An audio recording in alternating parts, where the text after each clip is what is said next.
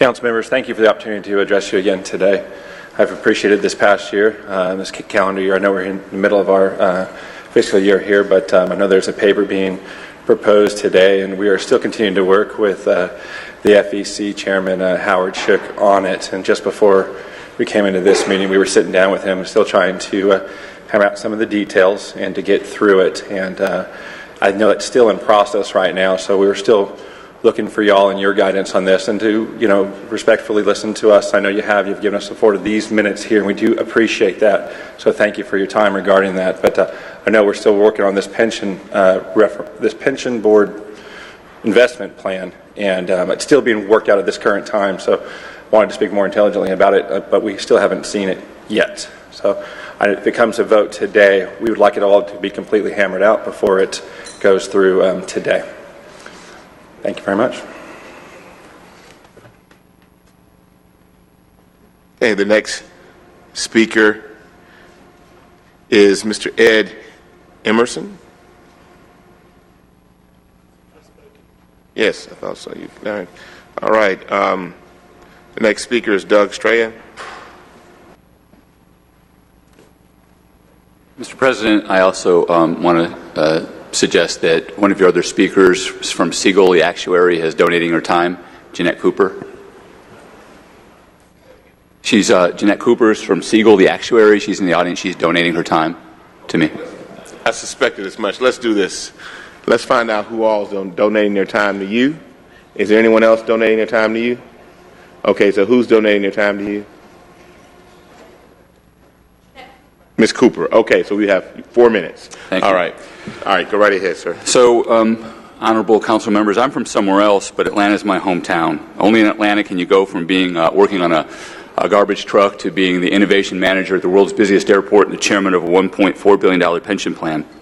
I'm proud to say that the 1st of December was my 31st year as employee with the city of Atlanta. It's a spirit of love for Atlanta that I come to you today. I know that you love Atlanta as well. I came to you to talk about two pieces of pension legislation. One is 17-0-1826, and you have a handout in front of you. It's a one-pager, has 17-0-1826 on it. And I want to tell you that the aim of that legislation is to bring 281 people back into the defined benefit plan. And I support that aim, but I suggest that a system that allows us to cast a larger net, a system that is expandable, scalable, is much smarter. This piece of legislation affects just 281 people. It costs the city an additional $2.5 million annually. It increases the unfunded liability by $30 million. There may be a better plan that covers or could cover more people and cost less.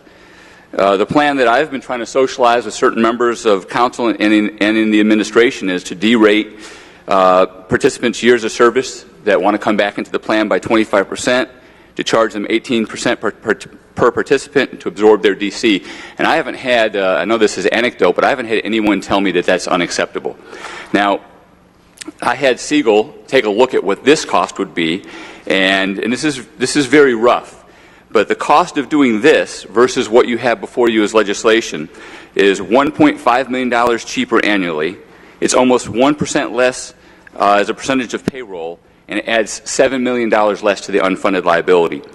So my suggestion to you today, what I'm imploring you to do today, is to not rush. What makes pension plans viable and sustainable is good governance and following that governance. And what makes pension plans not last or being continually in trouble is not having good governance and not following it. So the study that the city did, that they provided the FEC at the last FEC meeting, that was a 15-hour study, and it cost around $5,000. We ought to be spending about $50,000 on something that cost us potentially $2.5 million a year. And additionally, we haven't got the opinion of the pension boards relative to City Charter Section 3-507. Now, the city attorneys will tell you that all they had to do was ask an opinion and not wait for the answer. I know that doesn't make sense to you. Why would you ask any pension board an opinion and not wait for the answer? And doing that not only doesn't make sense, it's not good optics. Relative to proposed pension reform 17-0-1589, I'm a fan of any measure that helps to conserve capital, but the governance changes contemplated could have serious implications for Atlanta's future. We're not talking about any kind of issue with the people that are running the city of Atlanta right now. We're talking about what happens if you don't have committed or honest people in the future. The actual savings or forecasted savings we have are not empirical but anecdotal. There have been actual millions of dollars in savings over the last 7 years that have been generated by the very elected trustees that this legislation seeks to disenfranchise. There are examples you have in this handout of large pension boards. If you do decide to go that way, they have the majority of the participants that are elected. I implore you again to wait and quantify the actual savings, comply with the city's own law, Section 3-507, where you wait to have an inclusive process, and then think about a board that's weighted with people who are elected. Atlanta's superpower is its history of diversity and inclusion. The process relating to this legislation has lacked diversity and inclusion. If passed, we may pay the price accordingly. Thank you. All right. Thank you, Strahan. Next speaker is Peter Chan. Good afternoon. Good afternoon. My name is Peter Chan. I'm a partner at the law firm of Morgan Lewis. I serve as outside counsel to the City of Atlanta General Employee Pension Fund. Prior to that, I served at the United States Securities and Exchange Commission, where I oversaw all public corruption investigations in the Midwest involving investment of pension funds and investment activities of the cities. And I also serve as an assistant U.S. attorney, as a special U.S. attorney for the Chicago office. I speak here today on behalf of the board to highlight a very dangerous risk of the proposed pension combination of the board structure. And the reason why we're saying we raise this risk on behalf of the board is that the current structure, as established, by the way, by state law, state of Georgia legislation, creates a very strong protection, the current system, against public corruption. And I say this right now not because I'm saying there's anything wrong with any individuals currently, but saying that more as a matter of systemic risk. Good laws, good governance, are meant to keep honest people honest. And that's the system we have right now, in which there are separate boards, in which majority of the trustees are elected by the stakeholders, the retirees themselves, and the hardworking men and women of the city. With this proposed change, what will happen is that instead of having a diffusion of power, we'll have a concentration of power. And knowing that we're staring at $3 billion of retiree assets, why is it that there's such a rush in which an actuary is picked in days, a study is done, I don't know, in minutes, city ordinance of due diligence is ignored, and yet rights are going to be taken away by the hardworking men and women of the city? Why the rush? Whether this law is passed or not, I suggest that there needs to be greater transparency and answers as to what is behind this rush. Thank you very much. Thank you very much, Mr. Chan. The next speaker is Mr. Richard Light. I'm donating Carrie Mills 2 minutes for Bud Light. Okay. I thought Bud Light. Hey. Good to see you. Thank you. Today's my 30-year anniversary, so thanks. I'm Vice Chairman of the Atlanta Police Board. I've been a trustee for 10 years. Some of the quick things I want to talk about, and I'm going to want to talk about a few different things than what the other trustees have spoke about earlier. I want to talk about a couple of the bullet points that is on the agenda for changing the pension. And one of them is going to be about governance, and one of them is going to be about investment strategies and returns. This past month in November, our board meeting was not. We did not have a board meeting. We didn't have a quorum. The city said they couldn't show up for the meeting. So one of the things is I do as a trustee, even though we don't have the meetings, I meet with our consultants and go meet with them and go over our funds. And I spent 3 hours with them going line by line over all the investment strategies that we have on our board. I think it's important. It's been a problem in the past with city officials sitting on these boards and being attentive and going to training and showing up for meetings, and it's a struggle. And there's been a lot of times where we've had meetings, and as a trustee, I still looked out for the best interests of the city as far as investment strategies go, because I do understand that most of the money comes from the city. But so last week I went over the numbers, and when we get our actuary report next week at our board meeting, we will be at about 85% funded, the police pension fund. And since July 1st going forward, the net money in returns on that has been about $40 million plus on top of that. So we're going in the right direction.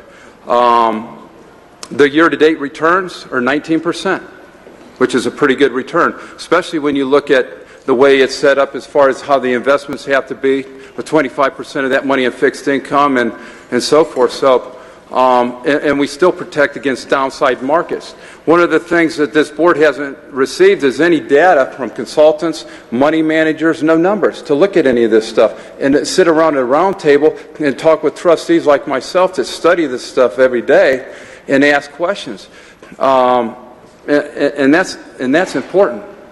That's important. It takes a lot of years to learn the numbers. It takes a lot of years to understand the numbers, and things in the investment world continues to change. And so you have to stay up on it, and you have to go to meetings and so forth. I think if we continue, I think my short-term goal was to get that funded about 90% funded, and I think that's doable in the near future. So we cross our fingers and keep diving down and look at and monitor our fees and everything and our investment strategies. One of the things that would be important for that board to look at is what happened in the down market in 08 and 09 when the market went from 15,000 to 7,600 points.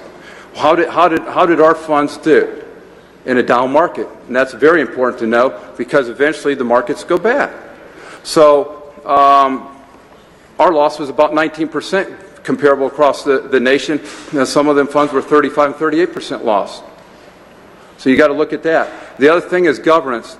You know, you got to be willing to go to training. You got to be willing to study this stuff. You got to be willing to meet with money managers, consultants, and so forth. Not just on that monthly meeting, but throughout that month, and keep up with it, because you can't remember. It's too much to remember.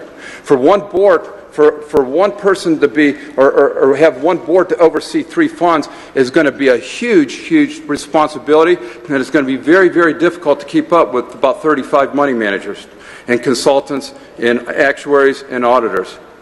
And will have to be almost a full-time job. So I want you to consider that also. And that's all I have to say today. Thanks. Thank you, Officer Light. Thank you for being here. Our next 3 speakers are Ken Allen, Ken Wainwright, and Calvin Vismel.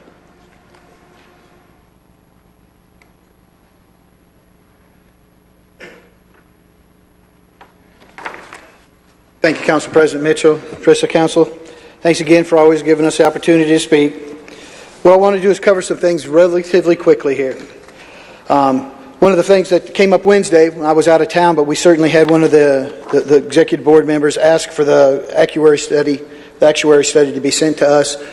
It was not sent. We didn't deliver it. It finally came to us outside while we were talking to Councilmember Shook about this particular legislation. And it simply is a letter of recommendation and a resume. It's got no numbers, nothing that was involved in that, and no ability for us to have our experts take a look at whatever the numbers and things that were involved. This is not an actuary study, doesn't give us anything. I have no idea what you received, but certainly didn't give us the opportunity that we wanted to be able to talk intellectually about this and see what was actually done and the assumptions that were made. This particular legislation, again, there has been no disclosure in talking with Mr. Shook about the salary of what that chairperson would own. And then when we talk with him outside, they believe that's not going to have a salary position, but we're going to find somebody in the industry that's willing to donate the time to do this. You just heard Officer Bud speak to you about what type of time that is concerned on that, so how could we even consider that option? There's been no testimony. This is the biggest thing of what we don't have, is that's any testimony of an industry expert that talked about the administrative costs.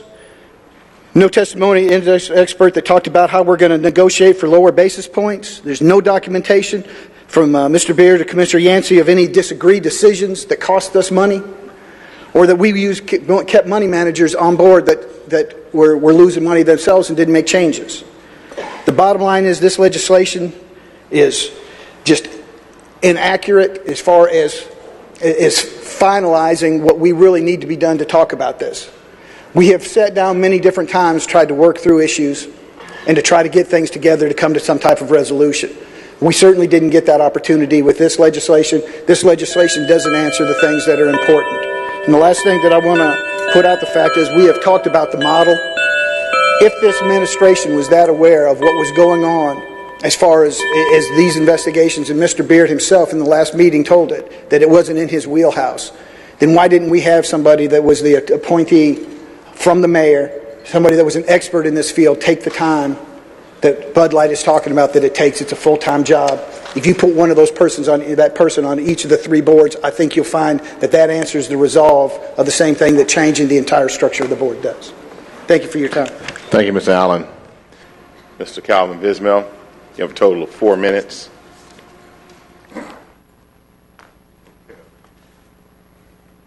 My name is Calvin Vismail. I am the Executive Director of Rainbow Push Citizenship Education Fund. I'm also Secretary of the National Association of Securities Professionals, the Atlanta chapter. And I wanted to speak briefly on 2 issues, but I wanted to thank you as council members for the difficult job that you have in legislating for this city.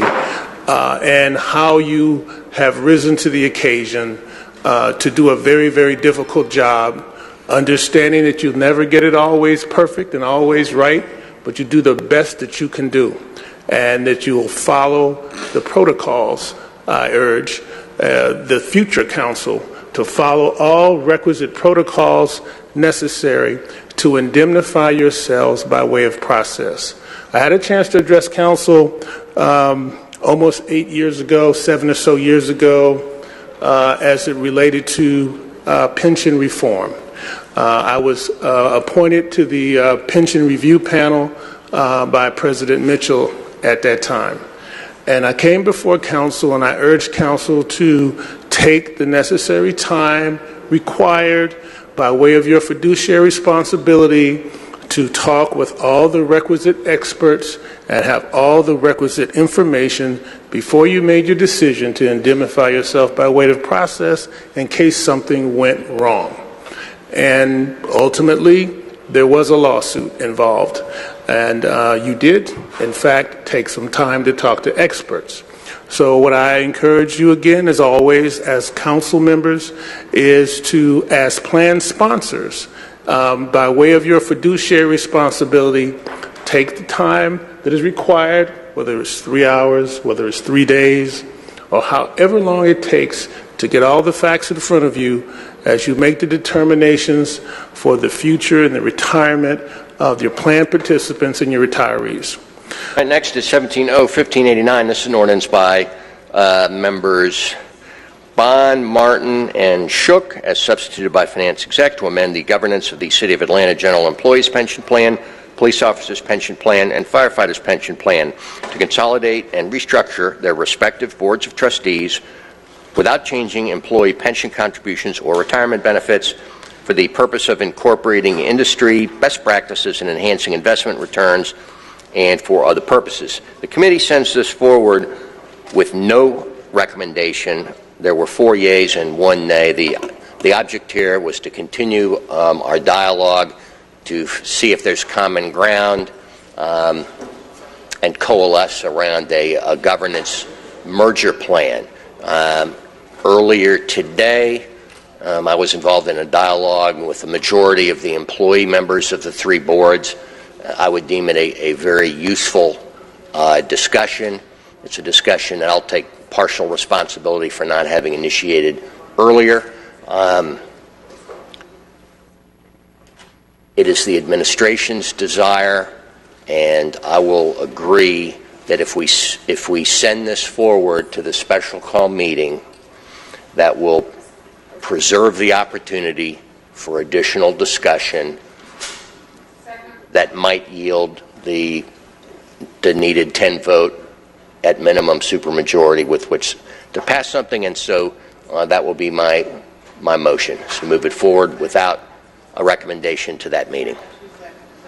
Your motion is to table it until the special call meeting. Well, or put it on the agenda, whatever affirmative step we need to take to make sure that it's seconded whatever you want to do on this one. So, Madam Clerk, what's the appropriate procedure on this then? Oh, I'm sorry. Mr. Shook wants to preserve the opportunity for this paper to be discussed before the end of the term.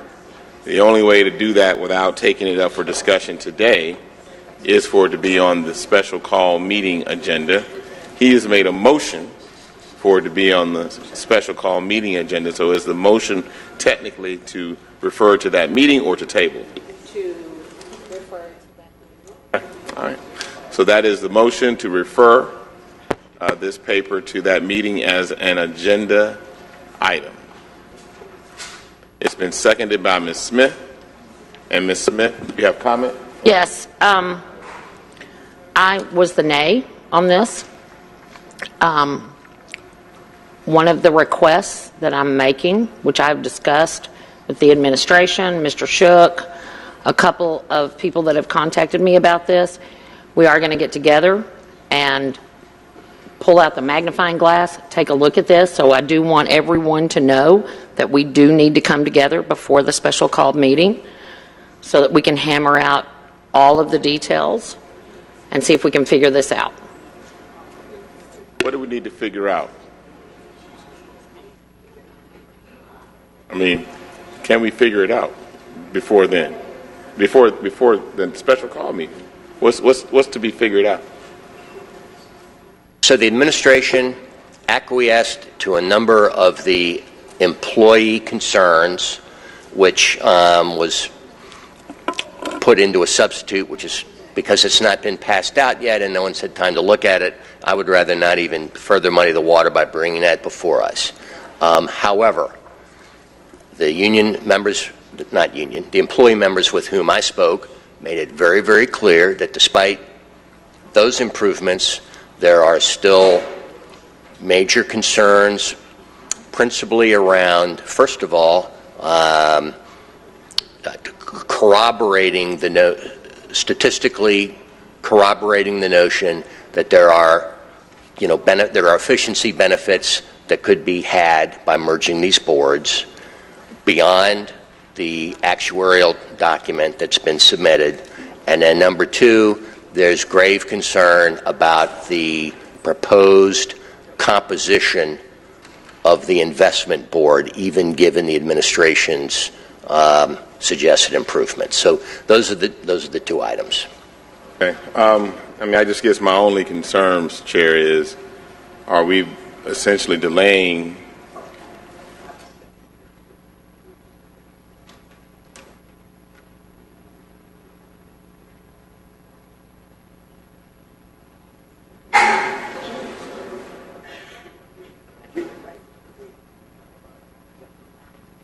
Right. The administration is requesting, the law department's requesting 30 minutes in order to do what they need to do in order to, I guess, ripen this for.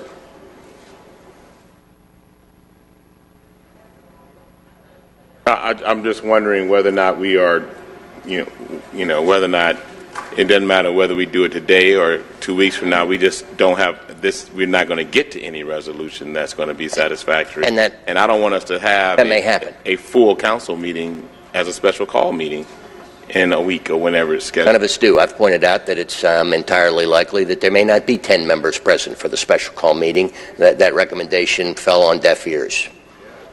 Okay. All right, Ms. Norwood, then Ms. Moore.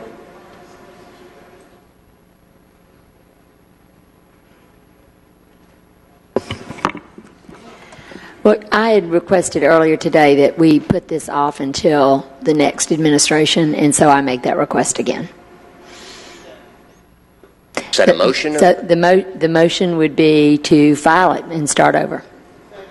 There's a motion, an intervening motion to file, which has been properly seconded by Ms. Moore. All right, Ms. Moore, you had your hand up. I'll do both. I'll speak to the motion and what I was going to say earlier. And Mr. President, I'd given you a note earlier, and I know most of the people had left, but I just think it's instructive to allow the public to be clear that there is a special call meeting on the 13th, and there may be items that are on this agenda that will be asked to go to that special meeting. And then number two, it's still kind of cloudy to me, but based on the chair's meeting, it appears that if it's a resolution that can be voted on immediately, that there could be some items that may be taken up at that meeting that we aren't aware of at this point. So I'm just putting that out there. The second point is we are not going to get to a resolution on this either today or at a special meeting. It's just not going to happen. And I think someone else pointed out that we had a long discussion about our pension reform, and this was one of the things that we talked about doing, but this is not the way to do it.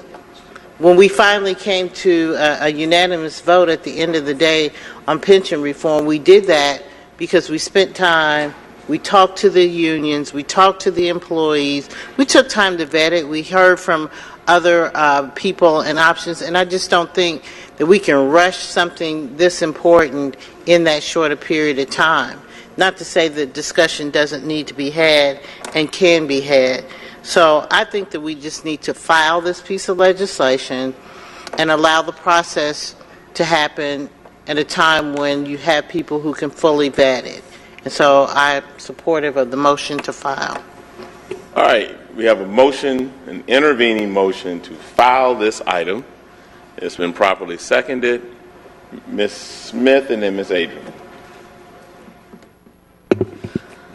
If we're trying to work on a compromise, I don't see why we can't continue to work on this compromise. I mean, like I said, I was the only no the other day, but I've gone and talked to several people about this today, and I feel like that I requested that we get everyone in the room. As you know, I have not been in the room because I had no appetite for this paper whatsoever. But at this point, I have asked that we all come together. I've gotten commitments from the administration. I've gotten commitments from some of the people with the unions, from the chair of the finance committee. I've talked to a couple of you this afternoon, but I just feel like if we're working on it right now, we may not come to resolution on everything, but we can at least take a look at it. I am even open now to taking a look at this, and before I was not. So I'm going to speak against that and go back to move. I want to speak against the motion to file. All right, thank you, Ms. Smith. Ms. Adrian. Okay. Now, Ms. Shepherd, we have a motion before us to file this item. I'm going to speak against the motion to file. I just got some calls today from the union folks, and I have talked to Mr. Shook about it, and I want to hear both sides. And so I don't believe we should file it, but I just want to make sure that we're listening to all sides of it. So I'm interested in seeing how we go forward in terms of coming to a compromise with the union. I understand that there are some parts of the paper, from what I understand, that are okay, but there are some other concerns that's had. So I want to hear all sides of it. Okay. All right, we have a motion before us to file.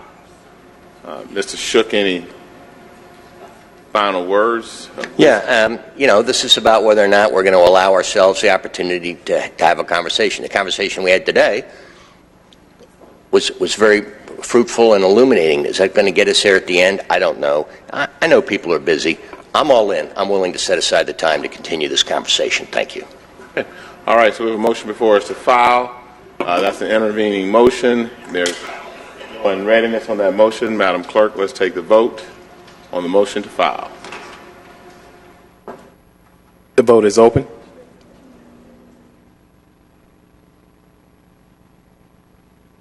The vote is now closed. 4 yeas, 10 nays. 4 yeas, 10 nays. The motion fails. We now have before us the original motion, which is the motion to springboard it over to the next meeting. But I think you said that they wanted 30 minutes. Someone wanted 30 minutes to figure something out. Are you ready yet? No? All right, why don't we give them 30 minutes? Let's move through the rest of the, unless there's an objection. Mr. Chair. Mr. President, yes. I would say that, there's some information that's longer than just hearing from the law department, and so that's why I was making the motion to file so that next year, whoever's the mayor could introduce something quickly and we could continue the conversation. But I would just say, in light of having the special call meeting, that sending it forward and not trying to resolve it today is my request. All right, so that means we have a motion before us, the initial motion, which is to send this item to the special call meeting agenda. All right, that motion is already before us. If there is no unreadiness, based upon the information you've been getting in the interim, we can take that vote, Mr. Chair. Not from me, but it was the law department that requested 30 minutes. I don't know what it is they're working on or how far along they are in reconciling whatever their issues are. So before we take that vote, I'm requesting a clarification of their situation. Law department, can we hear from you? They have. Can we hear from the law department?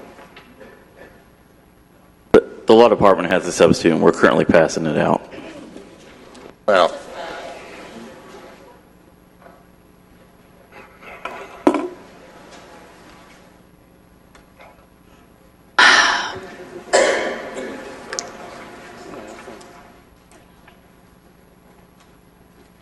This is crazy.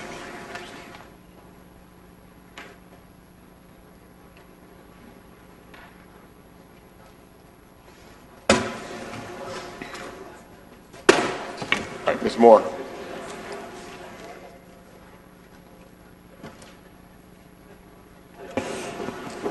Mr. President, I just would ask a couple things. One, if we're just now getting a substitute before we even accept it, to make sure that the parties involved who are in the audience have a copy. That's the first thing.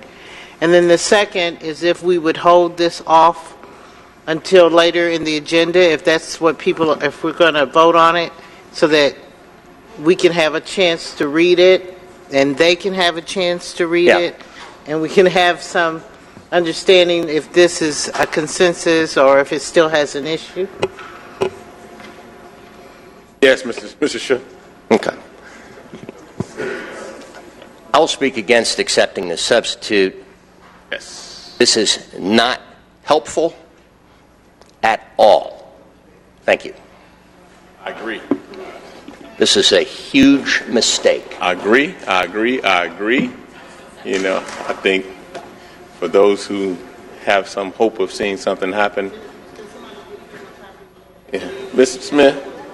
Ms. Smith? Yes, Mr. Smith. I don't understand. No, I just want to go ahead and take the vote. We have a motion before I mean, we're going to get to, we're going to get to a go place where you called on me, right? Yes. We are going to have a meeting before the special called meeting. Like I said a while ago, I'm starting to repeat myself, but the administration, the chair of the finance committee, a couple of y'all, and I'm just inviting everyone when we get together so we can take a look at this. Because like I said, I was totally against any of this, but I found out there's some things in this that everyone does agree on. So I don't really want to accept the substitute right now either, because we'll probably have another substitute at the next full council meeting. So let's just go ahead. Okay, we have before us a motion to refer this item to the special call meeting. Are there any additional questions? If there are no additional questions, if there are no objections, we can go ahead and take the vote on the motion to refer to special call. Ms. Moore. And, we will do what we will do, but I will say this. if we do send it to the next meeting, it still is not going to resolve some of the underlying issues. And particularly if you're going to substitute it, you further exacerbate those issues. I don't know. Because the board should see whatever it is we're going to consider. So if you're going to substitute something that the board is not going to have an opportunity to hear, you're only making a better legal case for those who are positioned to do something. So, I just think that we're rushing to do something, and I guess I would ask just before I leave, what is the rush? Yeah. Why do we have to do this at the last council meeting and or a special meeting, and why can't it wait until next year? I'd love to have that answer. Maybe I'll change my mind if I can get a good one. And I think, Ms. Moore, I understand what you're saying, but I think the motion before us is to send it to the special call meeting, at I guess whenever it is, versus trying to ram this down right now. Well, whether you ram it today or in 10 days from now, it's still ram. I know. So I just want to know. I agree with you on that. I just want to know if we're going to ram anything, what's the motivation behind ramming it? So if somebody can give me a good answer, I like good answers. It'll change my position. Ms. Shahar is about to jump out of her chair to give you an answer. Ms. Okay, Shahar. well, she don't have to jump. I'm ready. Thank you. First of all, good afternoon. Good afternoon. Good afternoon. I'm Robin Shahar from the Law Department, and I appreciate being able to explain what's before you and why it is being brought in right now. Because the pension boards are meeting prior to your next fully called meeting, we wanted them to have an opportunity to see this in advance so they could discuss it before you meet next week. Let me just tell you for a second why this looks so different from what you had before you. What the Law Department did was clean it out. It made very clear, based on the concerns that have been expressed to us, that the 3 current boards will remain as they are. So the amendments that were previously in there that made that a bit confusing have been stripped. The only changes to the current boards, based on what's in front of you, and hopefully it's more streamlined, are the investment decisions themselves, plus transparency and training. So we're happy whenever each of you would like, as a group or individually, to meet and talk through it. But these changes are in a direct response to the feedback we have received from members of the pension boards, from council members. We're not trying to ram this down anyone's throat. To the contrary, we want it before the boards, before they meet, prior to your next meeting. And that's the only reason for the substitute. So, but as you understand, where we are procedurally is that the council has not accepted the substitute. So none of that will go before the board, which is to meet before the special meeting. I'm sorry, ma'am. Repeat that one more time. Yeah, okay. I said, so you understand procedurally we're at a point where this council has not decided to accept the substitute. So there's nothing new that would be before the board when they meet before we have the special meeting. Right, I do understand. And I guess just to clarify, the purpose for requesting a substitute today is so that it could be considered prior to your next meeting. Not that this would be substituted and accepted, but rather substituted and held. So that there is a substitute that will be considered next time, so people are not caught off guard next time, that there is ample time to look at it, digest it, have the boards discuss it. Okay, so that's all wonderful. That's related to the substitute. But my initial question, beyond whether we take it as a substitute or whether we are moving with the ones that we have now, I'm trying to understand why it's not like the pension boards aren't going to meet in 2018. Why is it so urgent that we do this before the end of this year than for us to give an opportunity where there's more time and more opportunity to vet next year? So sure. I want to understand the urgency of why we have to do this now. Right. And so to be clear, what you're asking is a policy decision, and so what I'm simply talking to is from a legal okay. Why this substitute. So somebody else has that answer then, I assume. All right, Mr. Shook. You have that answer, Mr. Yeah, I have an answer. Okay, I like You may not like it. So here's my intent. I think to accept a substitute that none of us have looked at is going to just further muddy what are already very murky waters. And it's going to further separate groups that, even as they see if there's a possibility of coming together. So what I'd like to do is send forward the current iteration of the paper without making any changes. You know, if we make 4 changes but 2 changes don't get made, then the other 4 changes really don't matter, right? So let's send this forward without rec as is, and then I intend to very quickly try to sit down. You may well be right that we can't get there, but I want to very quickly look at this to see if there's even a possibility that substitute language could be mutually crafted very quickly in time that would go to the boards. So I guess I'm piecing together the answer to my question at this point is just to have an opportunity for people to maybe come to some agreement. But I guess what I'm missing is why we still have to do it anyway before the end of this year. And I'm still open to anyone who can answer that question. And absent that, I'm not supportive of moving this forward in any manner. Okay. What's on the table before us, Mr. President? So the motion before us is to refer this item to special call meeting. And so that motion is before us. I think you indicated your preference is to send it as is without tinkering around with the paper here on the floor, and any substitute that is born out of additional conversations can be done at the special call meeting that's supposed to occur. Is it on Christmas? A special call on Christmas Day? It'll be Christmas if we reach agreement. All right. Okay. All right. So that's the motion before us. If there's no unreadiness, we'll take the vote on the motion to refer this item to the special call meeting as you made that motion earlier, Madam Clerk or Mr. Clerk. The vote is open.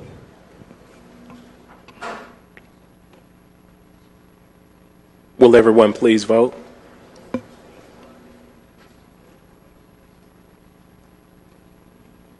Will everyone please vote?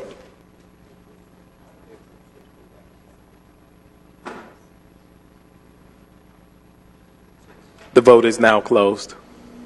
12 yeas, 2 nays. 12 yeas, 2 nays. The motion carries. This item will be referred to the special call meeting.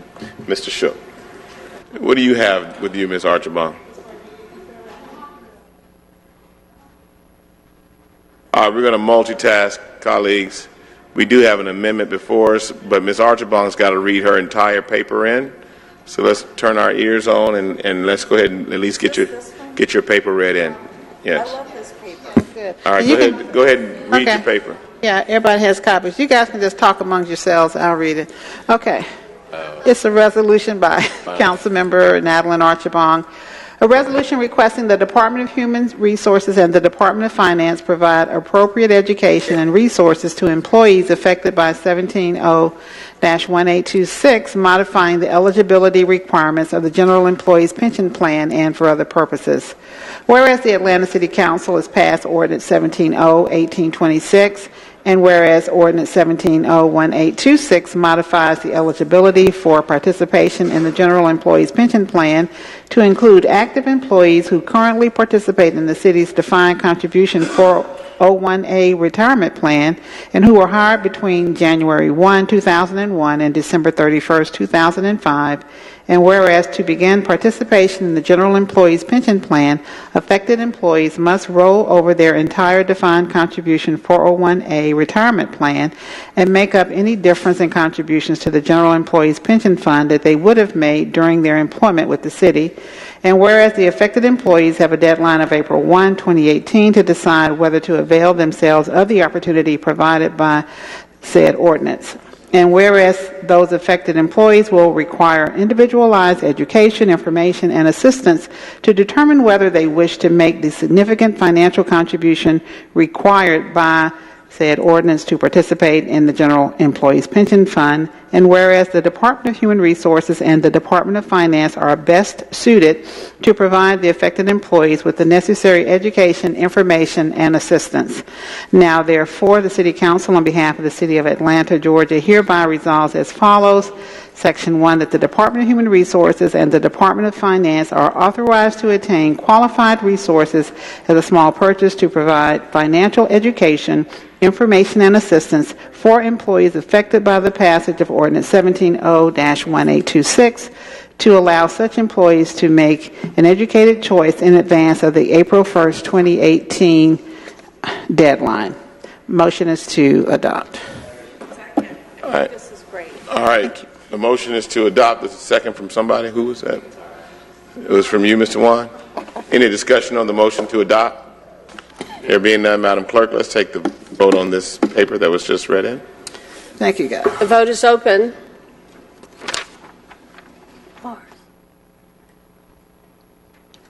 Please vote.